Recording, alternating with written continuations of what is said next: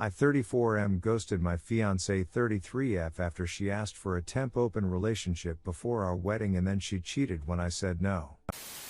I have rewritten this a few times in an attempt to shorten, but our history goes back since we were kids. I am looking for some advice as to what I do when I get home in 2 days. I am changing all names obviously. Very sorry for the length of this monster. Jen and I had been friends since we were kids, our parents were lifelong friends. We grew up together and started dating in our teens. It was like it was almost expected by our families. They had more plans for us than we did. When I was going for my master's I had to move to another city and Jen remained in our hometown working on her nursing degree. After a year LDR we decided to remain friends and not have the pressure of our relationship control us. We both remained best friends and we both dated other people. It was weird because we both always knew this was temporary and we would end up back together at some point. I graduated and stayed in the city I got my master's in and started working in my field. I waited for a transfer back to my hometown and when I got it I was so happy. Jen was in a long-term relationship and he was a nice fellow, but I always got the feeling he was weary of our friendship. I understood the vibe and stepped back out of respect, although she and I would talk several times a year. My boss and mentor, I will call Paul 44M, was a great guy and we became good friends. He taught me the ropes and one day came down from the ivory tower and wanted to talk. He explained there was an open position in a foreign city for 2 years and it would be advertised shortly. He explained the position and even though the money wasn't huge, all expenses such as rent, hotel and expenses related to travel were covered. Basically I would be based in Tokyo and have to travel once in a while to other Asian cities for a few days here and there. I thought about it, talked to my friends and parents. Paul said it was a BTCH position but would be a great opportunity to prove myself and climb the ladder. I thought why not, I could save most of my salary and gain valuable experience. Paul said he would speak to the old man and if I wanted it he would recommend me. He explained he himself did something similar years ago and it helped his career. So off I went. The first year was horrible, getting used to the culture and social rules, not only in Japan but the other countries I would visit for work. One thing that surprised me was how available women were. Everywhere I went they loved foreigners. I got to sample the delights of the Orient. These weren't third world women. Most of them were highly educated. I had many FWBs and clearly told all of them I wasn't interested in long-term or marriage as I only was staying temporarily. I ended up doing 2 more years. Paul would visit several times a year on vacation or to supervise some work and I will admit we had some greasy times in a few cities, Angeles City, Philippines and a few others. Contract was over and I went back home. Put a nice down payment on a house just outside the city after living in a city of 37 million. I needed some space lol. I was home for a month and while visiting my parents Jen was there. She and the other guy had broken up a year ago and we started talking more seriously even though we always had contact over the years. We started dating again. I held off having time as much as I wanted because I was afraid really of what would happen. I had developed an addiction of having various partners while in Asia and was trying to control that desire before Jen and I got serious. I mean everyone including Jen knew I dated, but on social media there would be infrequent photos of me and different women. My mother called me a whoremaster a few times and well, to be truthful, it kind of stung. Now is when things start to fall apart. Jan and I slept together and for lack of a better word she was very surprised. She said I was different and was never like that before. She meant it like I had gained a lot of experience, to put it nicely. She asked me some questions and I admit I did trickle truth her. I didn't tell her the exact number because even if it was divided by 3 it was scary. I had no doubt that I was and could be faithful to her. The seed I inadvertently put in her mind that night would create some serious issues later. Now of course our families were thrilled we were together. It was always supposed to be this way.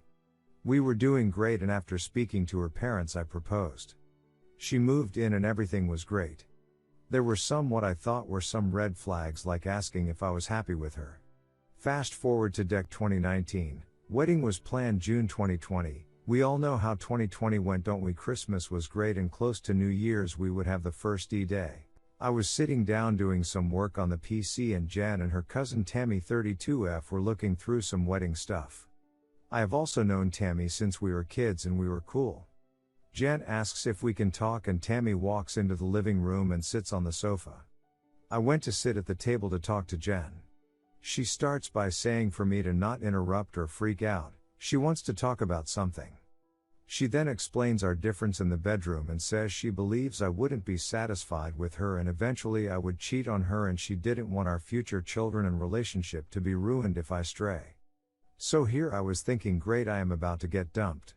Just as I am thinking things can't get worse, I hear the infomercial guy in my head, but wait, there's more.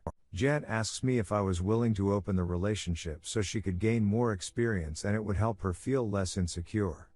She states I should not be worried as I am the only man she ever loved and that's why none of her relationships had ever led to marriage. I did agree with her on that point as I felt the same. Now of course I think this is a joke and she is not serious at all. This really can't be happening, right?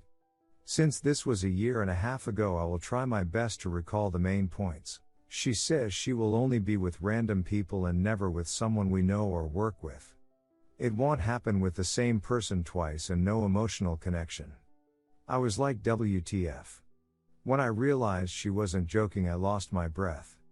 Didn't think it was possible for a heart to skip a beat and jump to the center of my throat. I am not an angry or violent person, but now I am yelling. I am starting to understand why Tammy stuck around close by. I yelled, Tammy, did you put her up to this? Tammy says she is just there to support Jen. Wow, thanks so much. So then Jen says I am free to do as I wish under the same rules and I said no. I am so pissed at this point and even writing this now I am raging. I then said I don't want one night stands. I just want one person. She says who? I looked at Tammy and nodded in the eyes and said, I want to FCK Tammy. Now I get a rise out of Jen and Tammy wasn't expecting that and she is a bit red in the face and now uncomfortable. Jen says no, she is family and someone we both know and it is gross for me to even suggest it. I am now totally in bizarro world. Where the hell did this come from?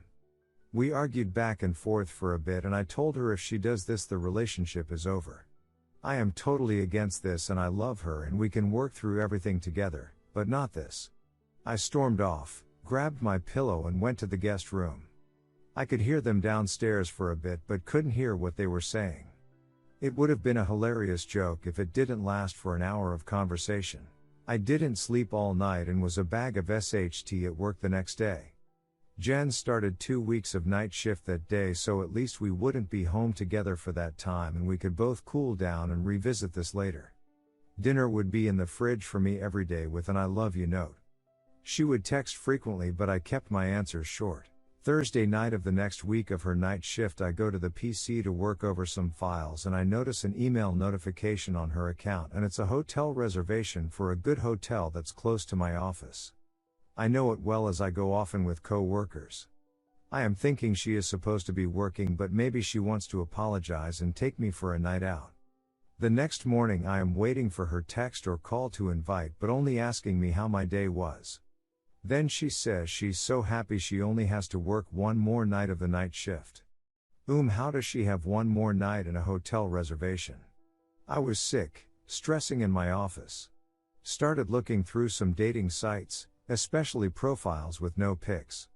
I can't find anything. Paul pops in and asks me if I want to go for lunch and sees I am a mess. He asks what's up and I tell him. Paul is hard MGTOW but has always supported my relationship with Jen. He suggests we go get lunch at hotel restaurant and I scream no, not that place. He didn't know that part. We actually go for lunch and I am sick to my stomach, can't eat. Don't even want to drink. He says I can't work like this and I can take as much leave as I can. Paid and unpaid if needed. I told him I can't be there at my house anymore. I can't see her and a part of me wants to believe it isn't true. I rush home and put as much of my SHT in my car as I can and go back to the office. Paul says let's go stake out the hotel and wait for her to check in. I mean I am no spy or detective, I am more like Inspector Clouseau. I was really resisting this but I really had to know. So we go set up in the lounge bar and I start pounding them back and waiting, still hoping this wasn't real. Around 6:30 Paul taps me on the shoulder and there she is at the front desk and not in uniform. I want to strangle her, scream, spit, cry, I don't know. We wait for 10 minutes after she gets in the elevator and Paul and I walk to the front desk. I ask the reception to put me through to Jen blank blank room and it rings. As soon as she answered I just started yelling into the receiver and she sounded confused. Jen, I told you if you did this that we would be over. I am done, wedding off, relationship over, and I hung up and got my AZ out of there. Now where to go? I went back to Paul's and now my phone is lighting up. The only person I called was my dad and explained in PG-rated terms what happened and I need to leave town for a bit. It wasn't a discussion and I feel bad for how I spoke to my old man. Phone didn't stop for 2 days. Everyone under the sun called me and I didn't answer. I didn't know what to do. The only way I could explain how I felt was like walking around underwater. Paul mentioned some financial things I should deal with to protect myself. I wasn't even thinking about that. The house, wedding, loans for the car. We kept separate accounts and one for the wedding and one for house-related bills. I couldn't care less. The next day I emailed Jen and said this would be our last contact and I was leaving the city for a while and the wedding and everything else was off. I called my dad back and spoke with him at length and while he was crushed he understood I needed time and space. He said he still hopes we could work it out. 10 days later I boarded a plane and traveled to Bali. I never answered any of her or anyone's messages or emails. I don't know if she left the hotel that night or stayed. I didn't care. I eventually landed in Bali and climbed into a bottle for the next month and went offline with the exception of my dad and work. Didn't even care if I got fired. I wish I could say I enjoyed myself but was mostly just drunk. I felt a lot of rage and shame and hate about how things went down. I kept in touch with Paul about my leave and after 3 weeks he asked if I could run back to Tokyo to look after some things. We talked about the new global virus and I mentioned coming back to Canada to settle things there as I was hearing rumors of potential lockdowns. I got to Tokyo on March 1st and it felt good to get back to work even if it was just a little. After hearing lockdowns were coming, Paul mentioned me getting back to Canada, but I said May. It's only going to be 30 or 60 days. I need some time to plan my next move. I was still in Japan for another year before I got vaccinated. But by this time I didn't really want to go home. My house was rented out and I was talking to family but refused any info about Jen. On Sept 21 I received news my dad had a heart attack and was doing well but would need a triple bypass. This surgery is serious, not as serious as it was 40 years ago but I still want to see him and just in case. I know when I get home it is going to turn into a SHT show and I really don't want that, just want to see my folks and thank Paul for all he has done for me, even as selfish as I was. But I know I am going to have to see her and I have no idea how I am going to feel or think. I am so sorry for the length of this, even still I left a lot out. Redditors' reactions. Redditor 1, does she keep trying to talk to you? Her parents know what happened? Unfortunately you will have to see her and be strong. You left because she betrayed you, you are not to blame for that. I hope you update this. Redditor 2, you did great. When you see her again, tell her that you told her the truth. She made the choice to lie and go to a hotel with the intention of sleeping with Lord knows who. You only had eyes for her. She wanted to sleep around. There's nothing left to say. Stay strong, you are doing the right thing.